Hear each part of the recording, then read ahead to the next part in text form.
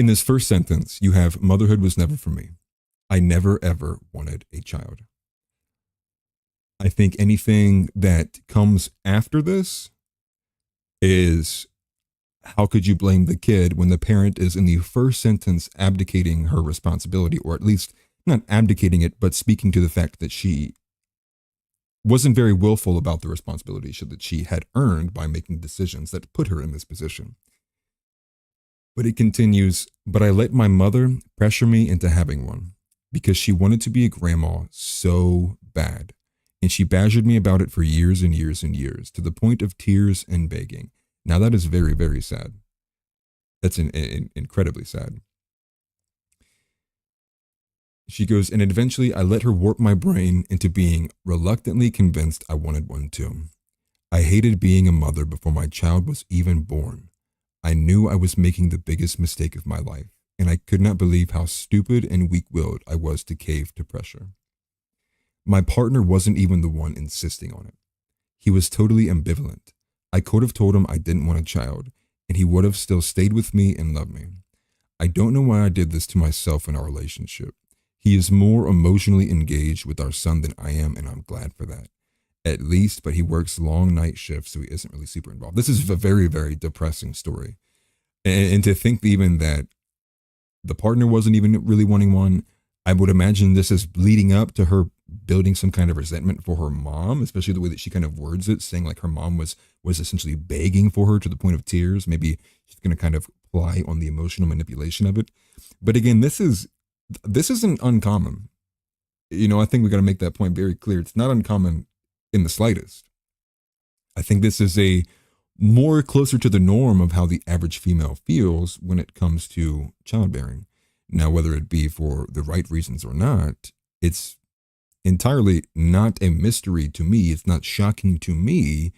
Every woman, from the age they are born is pressured, 6 ways from Sunday to be on, 110 different forms of birth control, all these different contraceptions.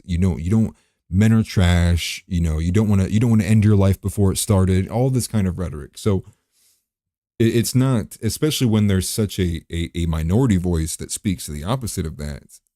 I don't find it shocking that this is the normal position or the normal mindset of a female when she is thinking about having kids or leading up to that point too.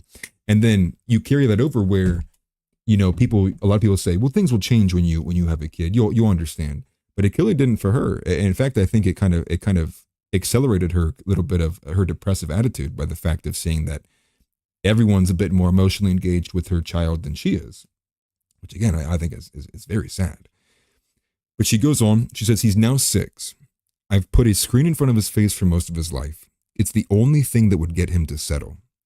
He is the embodiment of the stereotype of the iPad kid you see online. And stop it right there. I don't even think we need to read the rest of this, right? I mean, I'm going to, but my theory is right off the rip, she's clearly going to be an iPad kid, because if you're already saying that you didn't want anything to do with him, everyone else in your life was the reason why he's even here. It wasn't because if you wanted it. And even after having him, you're still like, I still didn't want to be a part of this. Well, then, yeah, I would imagine you're doing the most to not engage with your child, and you're instead letting an iPad do the things that you're supposed to be doing because you're bitterly just angry about the situation. I mean, at a certain point, you got to be an adult and kind of, buckle up there, bud, because it's like the kid's here, man. There's no going back. And then you're like, what? You're gonna try to give your kid to somebody else or give them up for adoption? Is just like, I mean, sure, that's a thing that you could possibly do, but I mean, the reason why it's not done is because she does feel some connection to him, as minor as that may be. But again, you guys gotta you have to be accountable and responsible for the decisions that you made. To sit there and say he's an iPad kid and then not take blame for it or take accountability for him being like that when you're his mother, I just find it a bit absurd. But it continues. He could expertly navigate a smartphone before the age of 3. He needs his iPad at basically every waking moment of the day. And if you take it away from him, he just screams and screams, sometimes until he starts vomiting. That is very sad. But again, he's 6 years old, right? Essentially, he became conscious a year ago, right? So Most of everything that's been going on is because the mom has been setting him up for failure. I don't think you can blame the child here. He's 6 years old. So, and again, you got to think about yourself too. Like for me, it's like I literally can't remember anything before the age of 5, and even that, it's like foggy memories. It's like wow, one time I had a birthday party. That's all I remember for the year. Like to sit here and act as if there's any kind of onus. And at the very top, you'll notice there it says venting, no advice, and it's because she knows what the right thing is. She doesn't want to be told it. She wants to come to some platform where she could be anonymous and just be bitter about the decisions that she made because she's just selfish. She's just a selfish person. And ultimately, very, very depressing for the child. But he continues by saying he will do this anywhere, public or private, it doesn't matter. His will is so unbelievably stubborn, he doesn't give up ever. And I eventually cave every time because I don't have the energy or commitment to deal with him. It's a mother saying she has no ability to commit to her own child. I find that insane. We have a comment here saying, it makes me so sad that kids nowadays won't be able to experience true childhood like we were able to even in the early 2000s. I agree. Completely agree. And there's no going back. As long as technology continues to innovate, it continues to keep advancing. And especially pair that with the fact that the cultural element of the parents is they just don't want to take care of people, their children. And when you say people, it doesn't bode well for a good future. It doesn't bode well for a productive future. It doesn't bode well for the child first and foremost. But again, this is not, what would I say, out of the ordinary. Again, this is normal. This is to be expected. But to continue with this, where I lost my position, he has a low attention span, is always in a foul mood, and one of his classmates showed him pornography last year, so now I have had to install safeguarding apps. He's 6 years old. How is one of his classmates showing him pornography? That is insane. What do you mean? At that point, it's like you need to get somebody involved, dude. No 6-year-old was going to go out of their way. Like somebody definitely showed it to that child. I mean, that kid's got some kind of direction with that. That's insane. I think that's the most alarming thing I've read about this whole thing. But she goes on to say that he sometimes randomly starts moaning sexually specifically to upset us because he knows it's not appropriate. He always has the iPad within reach. He needs to have it on and playing YouTube even in restaurants. Enjoying a day out at the park to touch grass or even sitting through a 2-hour film in a movie theater is out of the question because he would get bored and scream for the iPad again. That is crazy, dude. I mean, I think they're raising an intelligent kid for him to understand the incentives and disincentives to do something to push and pull his parents. But that's the point, right? Why are the parents being led by the child? The child shouldn't be inducing parameters with his behavior that leads the parents to do things. The parents need to take a rein on it. But again, why would they? Because this mother is already saying, I don't even want this kid. Like you have no reason to complain. He's an iPad kid because you made him an iPad kid. You got to have some accountability here. Enjoying a day out at the park to touch grass or even sitting through a 2-hour film in a movie theater is out of the question because he would get bored and scream for the iPad again.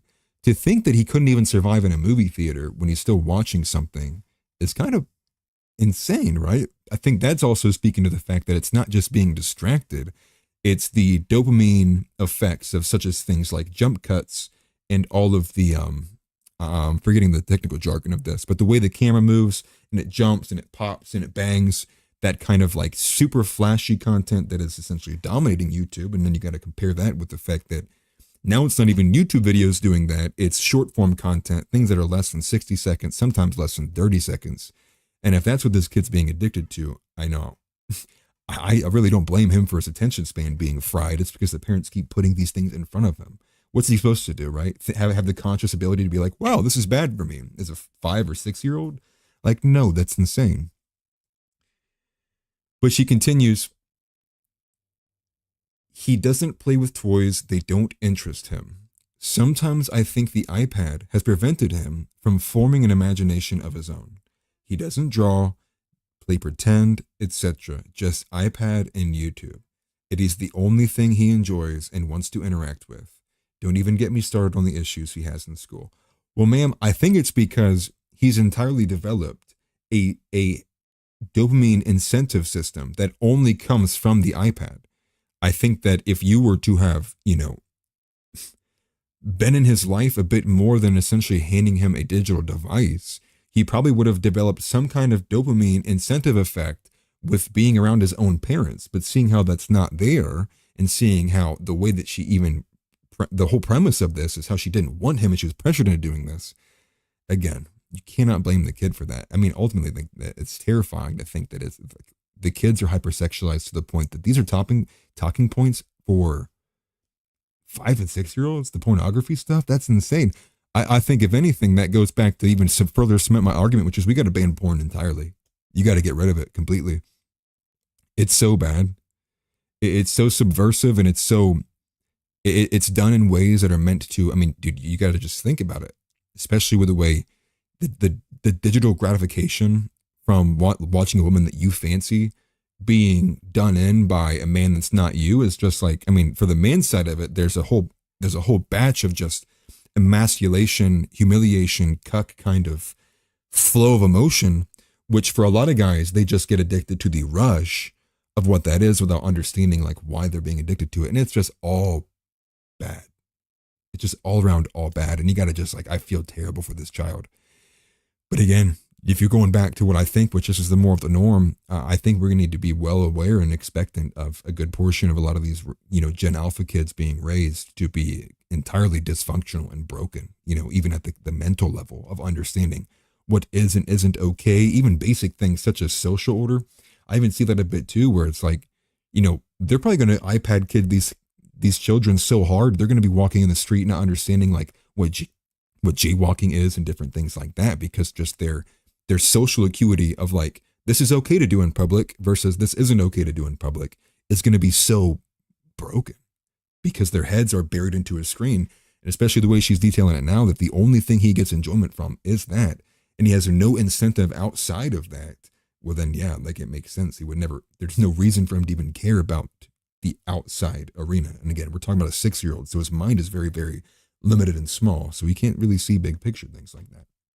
But she ends it by saying, and I feel horrified by all of this because I know this is not normal for a child, but I'm so exhausted. And it's like, how are you tired when you're not even raising your child is beyond me.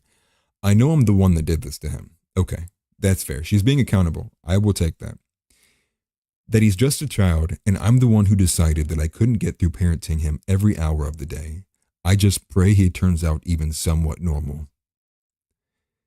That maybe as his brain develops further, his behavior will level out. I don't have a lot of hope because I don't have the willpower to take the iPad away. Motherhood is too hard without it. I feel like the most selfish mother in the world. I will give her points for being aware to the point that she understands that she is the reason doing it, and that is because of her own selfish nature that has led him to develop this way. But imagine being the kind of person who can be that aware of what's going on, but still be too weak to take that iPad away and make a change. I mean, that's unbelievable to me. I think that speaks more to the quote that Harrison Smith put on here, which is just, this was one of the worst things I've ever read. No, clearly it's not nearly as graphic as some of the worst things I've probably read, but in terms of the feeling of despair and misery that probably goes on in these people's lives, the trio, that child, the man, the woman, that's dark stuff. And I think, again, the most alarming thing about this is the fact that another 6-year-old was showing another 6-year-old pornography. Insane. I mean, the best thing I could say to this is like, dude, you got to set a limit on when you're going to give your kid, introduce like an iPad or these digital devices to your child. I think 5 and 6 is way too young. I think they got to be at least, 7 or 8. They have to have escaped that realm and be somewhat conscious before you begin to put in front of them an extremely gamified system. I mean, everything is, whether it's, it's X or whether it's YouTube or whether it's an actual game on an iPad. They spend millions of dollars to engineers to specifically make these things as addicting as possible to the point that adults struggle with it. So to think that you're going to hand that to a child is just like, I think that's retarded, especially one that's that young and is not as developed, who can make the cognitive decisions that, okay, I've been on this too long, or like my eyes hurt, simple things like that. And again, it's terrible. It's all in all very, very terrible. And at least she feels like the most selfish mother in the world. There's a chance that she changes and she does better. There's a chance that, especially when she's saying she's praying, so maybe she has some kind of Christian ethic framework in her background. You can just only hope, as much as hope can be, that the child makes a change, or not the child, or the mother makes a change and the child's life can improve. But again, a lot of those habits are hard to break out of, especially when you're enforcing them in a kid that young. So went along on this. Let's go back to the actual news.